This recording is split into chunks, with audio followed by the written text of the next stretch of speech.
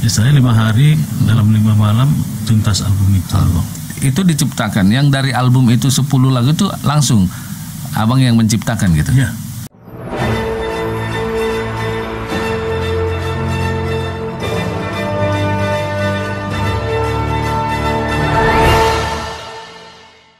Assalamualaikum warahmatullahi wabarakatuh. Waalaikumsalam warahmatullahi wabarakatuh. 102,6 FM Sastrasi Suara Satu Kata Penumpang Napas selalu di hati, mengudara dari studio 1 lantai 2 gedung Start FM di Jalan M Dalama, Kelurahan Kota Siantar, Panjabungan, Mandeling, Natal pagi, Madinah pagi. Di sini kita kembali bersua di program talkshow Ruang Paslah, cerdas dan inspiratif, mengungkap cerita di balik berita. Sahabat Start FM,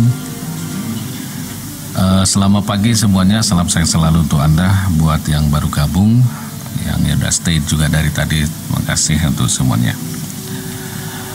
Seni merupakan sendi kehidupan, seni tak terbatas atau tidak sebatas pelajaran yang diterima di bangku sekolah. Seni jauh melampaui hal itu, menjadi nadi dan warna kehidupan. Namun menjadi pelaku seni tak serta-merta menjadikan hidup penuh dengan warna kecukupan dari sisi materi. Terlebih perhatian terhadap karya seni masih dibilang sangat rendah. Ruang Paslah kali ini dengan tema Inal Siregar, seni sebagai warna kehidupan, menghadirkan seorang penyanyi dan pencipta lagu Medina Tapsel di masa lampau. Sempat menikmati glamornya panggung hiburan dan menjadi tulang punggung kebangkitan nasyid di Mandeling, Natal. Kita sapa nih narasumber kita kali ini, yaitu Bang Zainal Arifin Siregar. Apa kabar nih Bang? Alhamdulillah, saya ya. Oke, Inal Siregar ini seni sebagai warna kehidupannya gitu ya. Nah, kenapa tadi memilih nama Inal Siregar ini sebagai nama panggung, bukan Zainal atau Arifin gitu kan? Apakah ini ada hubungannya dengan Raja Inal Siregar? Kan boleh juga dong, karena sesama Siregar ya sekatnya raja lah gitu kan? Boleh cerita tentang ini gitu Bang? Siap. Ya. Begini semuanya, yang saya cinta dimanapun Anda berada semuanya. Ini seputar pertanyaan tentang nama yang saya pakai di katakanlah di dunia hiburan. Sebenarnya itu adalah nama yang paling lekat dengan saya, karena waktu kecil saya juga ada beberapa panggilan di keluarga, di rumah ada yang manggil Arifin, ada yang manggil Zainal. Tetapi begitu saya mendaftar dan duduk di kelas 1 SD di SD 15 ribuan, rata-rata teman manggilnya Inal. Inal ya? Iya. Itu karena singkatan aja mungkin ya. Iya. Zainal, nal gitu ya. Dari Zainal, nal. Jadi saya guru juga demikian sampai di SMP 1, Selimpuan, SMP 2. Akhirnya ya karena nama Inal itu sudah lekat dan menjadi. Jadi ketika abang Anda tercinta almarhum Raja Inal Siregar mengajak saya waktu itu untuk membuat suatu tim musik lewat vokal grup Kota Salak yang saya pimpin pada waktu itu, dalam rangka mengembangkan Pak beliau yaitu Marsipatura Hutana B pada waktu itu ya. Jadi nama Inal Siregar ini ya itulah seterusnya, dan dari situlah ketika produser saya juga mengajak saya untuk mencipta lagu dan buat album pertama kali waktu itu dengan Laila Hasim dan Citra Sibuan. Ketika ditanya nama apa, saya tidak tahu. Kalau yang saya tahu nama saya dipanggil Inal aja gitu, langsung produser setuju ya. Dan ini memang namanya akhirnya menjual juga ya gitu ya. Alhamdulillah. Inal gitu ya. Tapi kalau inilah dia penyanyi kita Zainal Arifin Siregar gitu, kayaknya kurang komersil gitu ya. Lebih ke acara formal ya. Iya gitu. Tapi kalau pidato pendidikan disampaikan oleh Bapak Dr. Andus Zainal Arifin Siregar itu kalau pas gitu ya. Benar. Sebuah lagu dinyanyikan oleh Bapak Zainal Arifin Siregar nggak pas ya. Gitu. Yang pas itu adalah Inal Siregar gitu. Memang kalau seniman itu identik dengan nama ya, nama yang harus komersil sedikit gitu ya. Dan mudah diingat itu ya, supaya orang juga bisa mengingat kita ketika kedengaran suara atau lagu yang diciptakan, oh ini ciptaan Inal Siregar gitu ya. Betul. Oke, baik. Nah, penyanyi di masa dulu, terlebih penyanyi daerah itu kerap kali dipandang sebelah mata. Ada yang mengatakan lebih ekstrim lagi bahasanya, kampungan itu begitu kan. Itu nggak mengganggu, apakah itu tidak pernah mengganggu pikiran, niat Anda untuk terus berkarya sebagai seniman gitu? Alhamdulillah, saya selalu bersyukur apapun yang saya terima, karena kebetulan saya bermula bukan dari penyanyi panggung ke panggung sebelumnya ya. Jadi saya itu bermula direkrut sama langsung Gubernur Sumatera Utara pada waktu itu. Langsung itu Raja Inal Raja Inal yang kebetulan beliau mengharapkan ada sebuah vokal grup yang mengiringi perjalanan beliau dan mengiring dengan lagu dalam rangka apanya ini tadi program Marsipator Tanah B. Jadi kebetulan waktu itu lagu Marsipator Tanah B saya cipta dalam versi pop tentunya, pop Tapsel. Kami nyanyikan dengan vokal grup yang kami personilnya ada 6 ya. Jadi ketika ditampilkan pertama kali di Natama Hotel, pada waktu tamu-tamu dan semua kedua DPR semua dari Sumatera Utara hadir, sambutan itu sangat meriah. Lalu ditampilkan lagi yang kedua kali di Asrama Haji Parang Senimbuan yang sekarang ini. Puncaknya ketika Pesta Danau Toba tahun berapa ya? 80-an atau 90-an? Sudah masuk 90-an, 93 atau 94 ya. 93 atau 94. Jadi ditampilkanlah di Open Stage di Danau Toba itu lagu ini. Dia menjadi menjadi lagu paling heboh dianggap pada waktu itu. Kalau sekarang bahasanya dia trending topik trending topik waktu itu. Viral gitu ya. Hampir seluruh surat kabar bahkan majalah yang membuat apanya ya.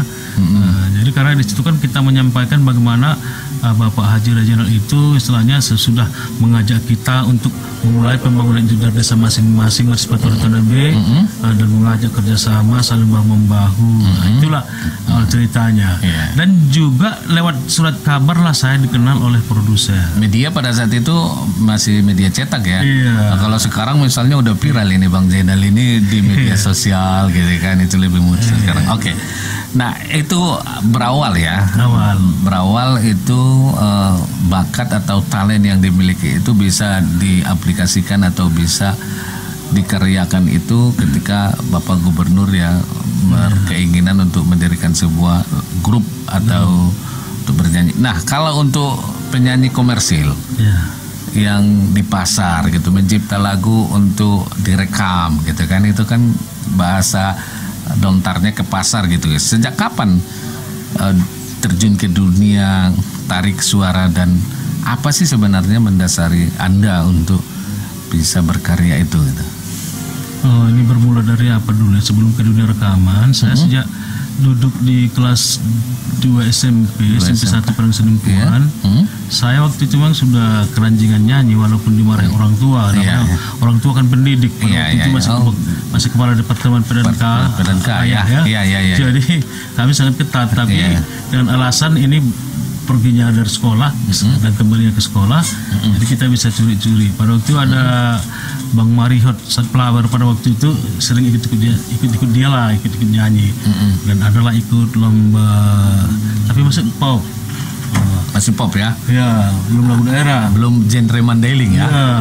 Saya waktu itu dapat juara 1 untuk Putra itu tingkat apa itu yang dapat juara 1? Pop singer pelajar Setabaksel mungkin ya. Setapanuli Selatan ya waktu itu ya, Sesedipuan ya. Dengan lagu yang sangat berat waktu itu, lagunya apa itu? Damai Tapi Gersang karya Aji Bandi. Itu judulnya film Cok Simbar itu ya. Damai Tapi Gersang. Boleh sedikit penggalan syairnya saja? Masih ingat nggak? Masih, cuma suaranya udah nggak kayak dulu ya. Sarung wangi bunga, hidup berliku ganda, 1000 katanya senada merayu. Gitu kira-kira kurang lebih. Itu lagu wajibnya. Iya. Ciptaan Aji Bandi yang menjadi soundtrack film Damai Damai Temersang, betul. Betul ya. Abang Anda Cok Sembara. Itu sebelah rumah saya tuh. Iya. Pasar Jongjong. Iya, saya kebetulan adik dia kawan saya sekolah. Ida Sembara ya. Iya. Saya kenal semua gitu ya. Mudah-mudahan nanti tahu dia rekaman ini pasti ditonton ini. Sama Bang Cok Sembara, kita kirim ke WA-nya gitu. Boleh. Oke. Nah, itu bermula sebelum masuk ke dunia rekaman ya, ke dunia seni komersil gitu ya. Dari beberapa festival ya istilah ya, bahasanya begitulah ya dulu ya. Dari masa kecil. Itu sejak kapan kalau masuknya ke dunia rekaman dan di mana pertama kalinya gitu? Masih ingat nggak? Masuk dunia rekaman itu tadi ketika saya pun kaget, ada surat datang. Saya sudah jadi tenaga pendidik, jadi guru. Datang surat, dulu masih surat, telepon nggak ada ya kan? Nggak ada telepon ya waktu itu ya? Cuma beberapa tempat ya. Di rumah bupati ada gitu dulu ya. Jadi di situ dilampirkan juga ini foto saya dengan almarhum Raja Inal dengan grup saya ketika tampil di Danau Toba barangkali ya. Saya minta tolong kalau bisa kesempatannya datang rumah di sini di Kampung Marancar Sidimpuan. Di Sidimpuan ya. Saya ingin Abang dia manggil Abang bapak saya waktu ikut terjun. Siapa yang mengajak tuh? Amran Siregar. Dia waktu itu apa nih Pak Amran Siregar ini? Max Production. Dia punya production gitu ya. Iya, production dia bergelut di dunia rekaman ya. Rekod gitu ya. Pemasaran ya. Dia punya toko juga kan. Oke, diajak gitu. Iya, saya datang ke rumahnya. Kalau berapa hari bisa Bang bikin lagu, satu album 10 lagu. Langsung ditawar ya. Saya mau Abang rekaman dengan saya. Dan Laila Hasim dan Citra Hasibuan langsung. Sementara Laila Hasim waktu itu sudah populer gitu ya? Sudah, Laila Hasim sudah duluan populer lewat ada beberapa lagu lah. Amang Nisi Ucok, gitu-gitu kan. Amang Nisi Ucok. Ya tergantung apa saya bilang, tergantung apa. Kalau memang didesak juga bisa. Biasanya kayak lagu Marsipatu Nabi yang diminta Raja Inal itu selesai dalam 1,5 jam, saya bilang. 1,5 jam bisa Anda menciptakan sebuah lagu ya, dengan nada itu ya. Jadi kurang lebih seminggu selesai album lagu ini. 10 lagu. Iya, saya datang. Dan sekarang Abang berangkat duluan ke studio. Citra dan Laila sudah di studio Kian tadi kan. Di mana studionya nih? Di waktu itu masih di Tata Plaza, studionya Laila Hasim ya. Elia Record itu di Medan, kota Medan ya. Medan. Saya datang, kemudian garap musik kurang lebih 4 hari. Habis itu telepon produser datang untuk ngisi vokal. Beliau ada. Misalnya 5 hari, dalam 5 malam tuntas album itu. Itu diciptakan, yang dari album itu 10 lagu itu langsung Abang yang menciptakan gitu? Iya. Langsung ya? Iya. Musiknya digarap siapa?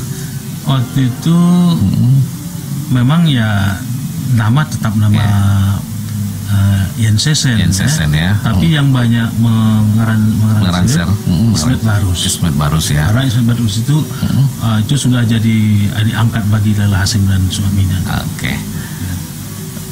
Aku mau minta lagi nih suaranya nih yang penggalan lagu yang paling enak di album perdana itu. Apakah itu kan album itu ada 10 lagu. Biasanya kan ada lagu-lagu favoritnya yang dari 10 lagu itu kan. Apakah lagu yang pertama itu Tangis di Perumahan atau apa ya? Masih ingat nggak? Kadang begitulah ya kan, kita anggap itu jadi label itu yang akan lebih top dia, tapi ternyata justru tidak di pasar tidak. Justru ada 2 buah lagu yang paling bertahan lama di radio. Waktu itu Sidimpuan kan ukurannya Raw FM sama Alrona Bahana. Sama apa ya, Abdi Nusantara ya. Abdi Nusantara itu bertahan, itu satu. Ada satu bentuk pop dia, pop Tapsel lah ya. Saya sendiri nyanyikan. Dan ada dangdutnya yang saya cipta Laila Hasim. Yang paling topnya itu yang Laila Hasim atau yang Abang yang nyanyi? Sama, berdua. Sama ya. Berdua, yang duet. Bukan duet. lagu yang album kayak lagu Batak dia yang saya bawakan, dan lagu dangdutnya Laila Hasyim. Kalau Laila Hasyimnya ini Poro dan di borngini welek mata kilek surat terpodom bayangan ni rupamu menggoda-goda. Oke, ini nanti kita cari lagunya nih. Ada nggak dicari lagunya di situ? Masih ada nggak di YouTube? Nggak ada nggak tuh? Ada kayaknya. Oke, di ini ada ya nanti ya, Laila Hasyim. Nah, yang abang ciptakan, yang abang nyanyikan itu seperti apa nadanya? Nah ini ya, inilah suaranya udah nggak sebagus dulu ya. Iya gitu ya. Aduh, nadia resakoni, nadi fikirkon, saya parnit sajo, merkerut bohimi, indah adong tatana, gitu kira-kira. Ya. Mantap, aku upload ya. Terima kasih. Nah, ketika lagu itu populer, apalagi masa itu radio barometer musik gitu ya. Kalau dia berada di tanggal lagu di beberapa radio atau sering di request orang gitu kan, populer. Apa yang Anda rasakan? Kalau lagu yang diciptakan itu, lagu yang dinyanyikan itu populer, bagaimana perasaan abang lah sebagai seniman itu? Ya, sebagai pekerja seni otomatis jika karya kita diterima dan dicintai, ya tiada kata selain bahagia. Bahagia sekali. Syukur ya. Bahagia sekali ya.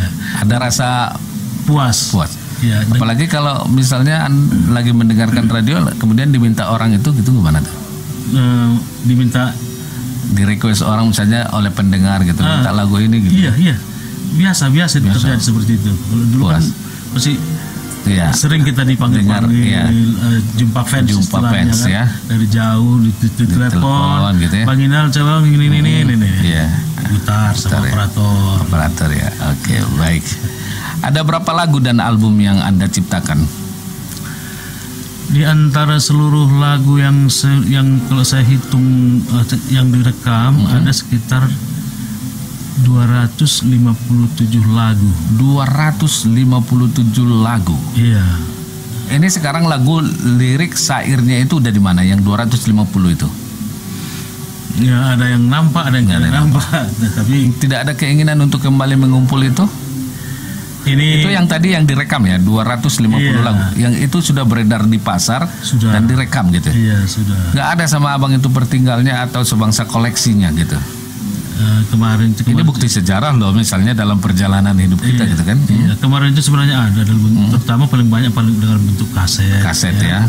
Yang apanya yang dalam bentuk CD ini hilang raib semua sekarang tetapi untungnya sekarang udah banyak juga dijumpai di YouTube atau di Google itu lagu. Ada keinginan yang di YouTube itu sudah di-download lagi gitu ya.